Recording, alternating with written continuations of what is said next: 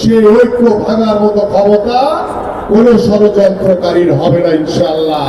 কারণ গত 17 বছর শেখ হাসিনা স্বৈরাচার সরকার বিএনপিকে ভাঙার বহু পায়তারা করেছে, পেরেছে কাউকে বিএনপি থেকে সরাতে, কাউকে পারে নাই, ভবিষ্যতেও পারবে না ইনশাআল্লাহ। কারণ বিএনপির প্রতিটি নেতা কর্মী বিএনপির নেতৃত্বের প্রতি বিএনপির শহীদ রাষ্ট্রপতি জিয়াউর রহমানের আদর্শকে ধারণ করে রাজনীতি করে।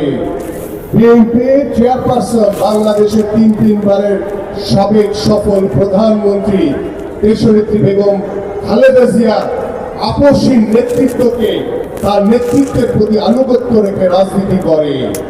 বিএনপির ভারপ্রাপ্ত চেয়ারম্যান যিনি দীর্ঘ 17 বছর ধরে নিরলস পরিশ্রমের মাধ্যমে বাংলাদেশকে স্বৈরাচার মুক্ত করেছেন, সেই বিএনপির ভারপ্রাপ্ত চেয়ারম্যান জনাব তারেক রহমানের প্রতি পরিপূর্ণ আনুগত্য রেখে রাজনীতি করে।